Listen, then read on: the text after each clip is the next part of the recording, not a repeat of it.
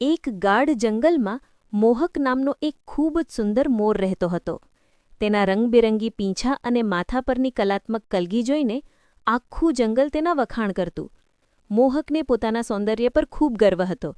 તે હંમેશા ગર્વથી ચાલીને બીજા પક્ષીઓને કહેતો, "જુઓ, કુદરતે મને કેવો સુંદર બનાવ્યો છે.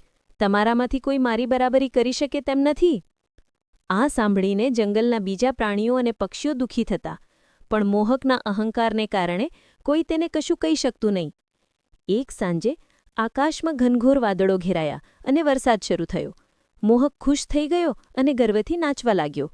નાચતી વખતે તેણે આકાશ તરફ જોયું. પછી અચાનક તેની નજર તેના કદરૂપા પગ પર પડી. તે તરત જ ઉદાસ થઈ ગયો અને તેના આંખમાંથી આંસુ આવી ગયા.